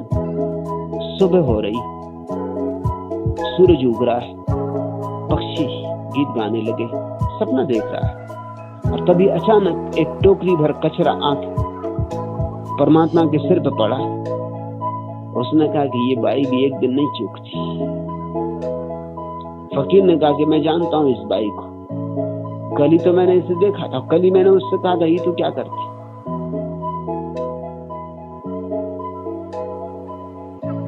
लेकिन घंटे भर वहां रहा फकीर।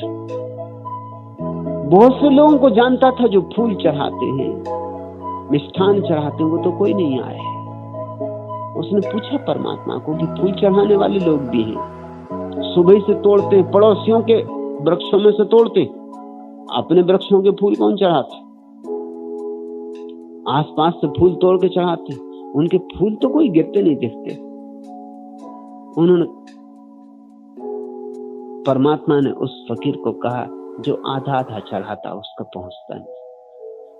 इस स्त्री ने सब कुछ चढ़ा दिया है, कुछ नहीं बचाती, जो है सब चढ़ाती।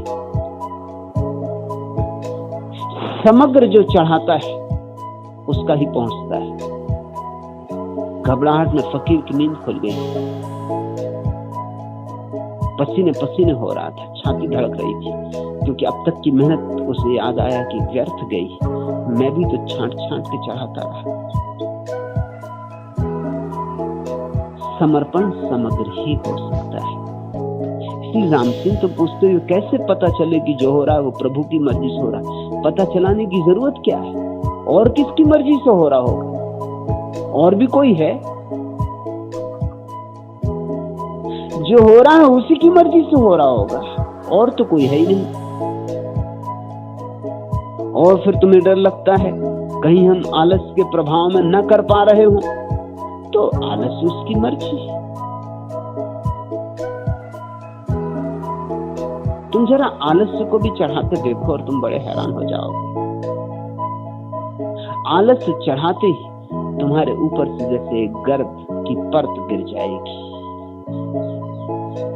उस पे गिरे, जाने दो, वो जाने, उसका संसार है, वो करे फिक्र। उसने अगर तुमको आलसी बनाया तो तुम करोगे भी क्या? वस्तुतः धार्मिक व्यक्ति वही है जो कह देता है कि सब तेरा, बुरा भी भला भी सब तेरा। कबीर के घर लोग भोजन के लिए आते थे, रोज भजन के लिए आते थे असल में तो, मगर जाने के पहले कबीर कहते, अरे भी कहां चले, भोजन तो कर जाओ। गरीब आदमी, बामुश्किल रोटी जुटती थी, पत्नी परेशान थी, लड़का तो बहुत परेशान था। जमाल ने एक दिन कहा कि हद हो गई, हम पे कर्ज भी बहुत हो गया।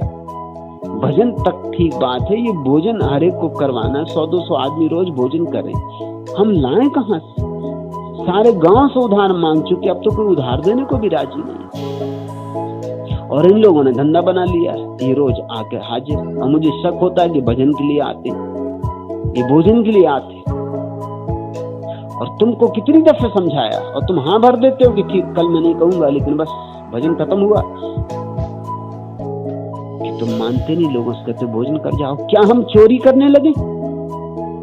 गुस्से में कहा था जमाल ने कि क्या हम चोरी करने लगे?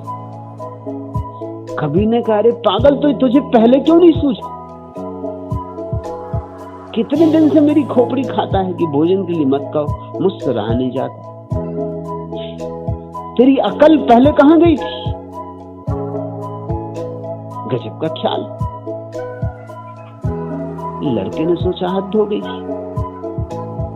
तो ये चोरी करवाने के लिए भी राजी?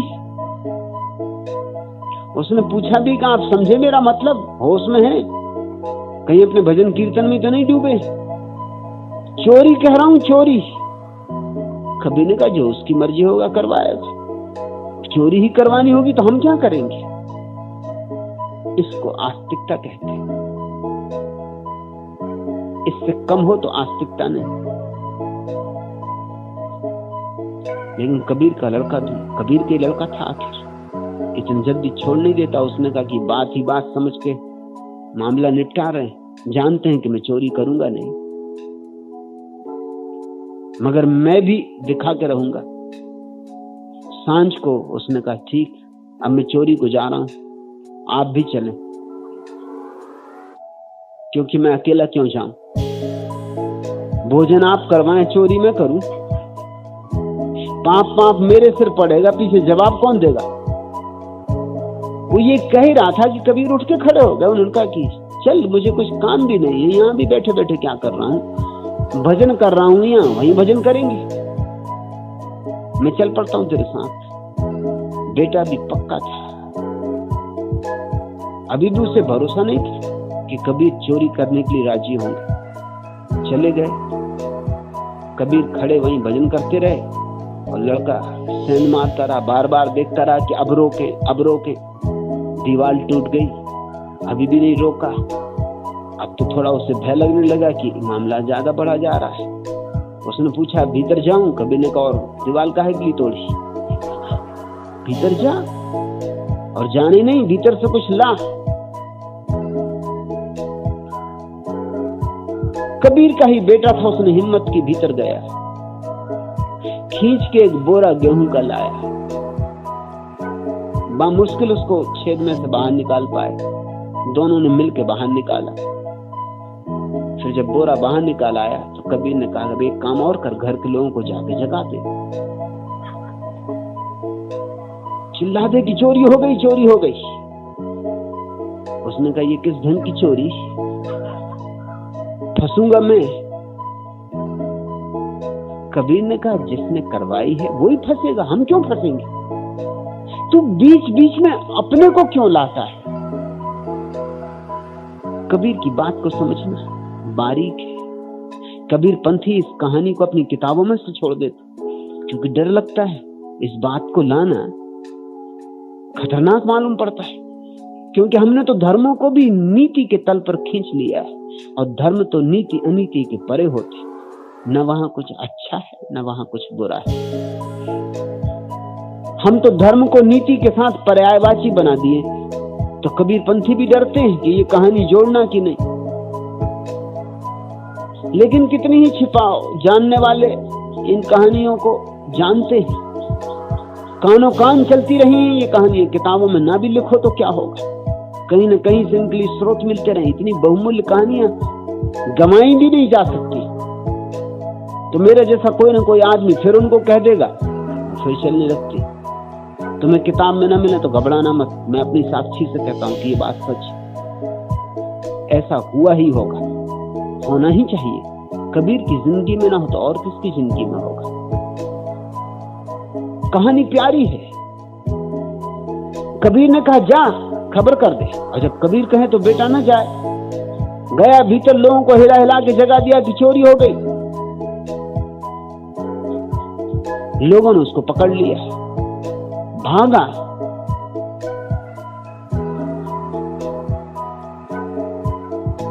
निकलने की कोशिश ही कर रहा था कि लोगों ने उसको पकड़ लिया। पैर उसके पकड़ लिए, गर्दन बाहर, पैर भीतर।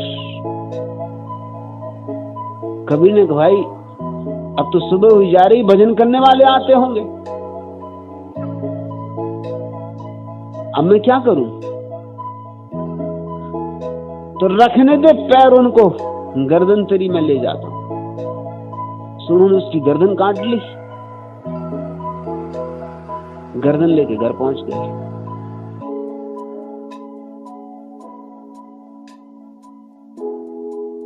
लोगों ने भीतर खींच लिया, सिर तो था ही नहीं, लेकिन रंग ढंग से ऐसा लगा कि कबीर का बेटा है। परिचित था, गांव भर का परिचित था। किसी से पूछा कि कैसे पक्का करेंगे कबीर का बेटा ही है या कोई और? तो उन्होंने कहा, ऐसा करो, सुबह कबीर की मंडली निकलेगी गंगा स्नान को भजन करती हुई, इसको बाहर एक वृक्ष से टांग दो। उन्होंने कहा, इससे क्या होगा? उन्होंने कहा, अगर ये कबीर का ही बेटा है, जब कबीर भजन करते निकलेंगे तो ये ताली बजाएगा। पागल हो गए, इसका सिर नदारत, मुर्दे कहीं ताली बजाते? उन लोगों ने कहा, तुम मानो या ना मानो, हमने कबीर के पास मुर्दों को बैठे देखा और ताली बजाते देखा। सुनते हो ये कहानी? हमने बहुत से मुर्दों को वहां जाते देखा है और उनको ताली बजाते देखा, और ताली बजाते बजाते जिंदा हो गए मुर्दे। कबीर के पास आते ही लोग जब है तब मुर्दे होते, आखिर और कौन आएगा? सारी दुनिया मुर्दों से भरी। तो कहानी कहती कि लटका दिया बेटे के शरीर को बाहर एक वृक्ष से, और लोग छिप के बैठ रहे। और जब कबीर की मंडली आई और धुन छिड़ी और शराब बही और नमाज उठी कि बस कबीर के बेटे ने ताली देना शुरू कर दिया।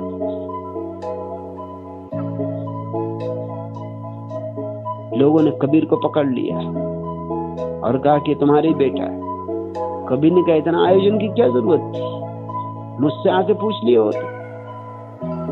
ये बेटा मेरा है और इसने अकेले चोरी नहीं की, मैं भी मौजूद था, और मैं भी मौजूद नहीं था, परमात्मा भी मौजूद था।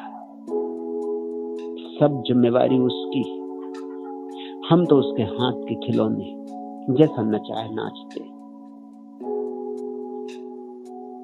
जो इस कहानी को समझ सके वो समर्पण का भाव समझ सके। राम सिंह आलस्य भी उसी का, भला भी उसका बुरा भी उसका।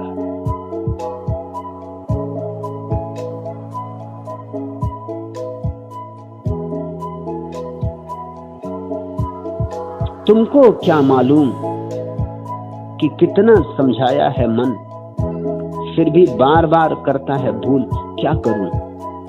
20 बार कहा खुलकर मत बोल बाबरे, कानों के कच्चे हैं लोग जमाने भर के, और कहीं भूले भटके सच बोल दिया तो गली गली मारेंगे लोग निशाने करके। लेकिन जिद्दी मन को कोई क्या समझाए, खुद मुझसे ही रहता है प्रतिकूल, क्या करूं? मना किया हर बार की ऐसी गैल न चल तू, जिसमें अरमानों की बदनामी का डर हो, ऐसा सांस तलाश की जो खाता पीता हो, जिसके पास उम्र अपनी हो अपना घर हो, लेकिन जाने कैसे पाया है स्वभाव जो, लगती हर मतलब की बात फिजूल, क्या करूं? समझा या बहुतेरा देख न कर नादानी, ओस और आंसू का भाईचारा कैसा, ओस चांद की बेटी तू आवारा पानी का मीठ किनारा कैसा। आंधी ने 100 बार दिए हैं धोखे अब तक, किसे भले मत मिले जन्म भर कूल, क्या करूं?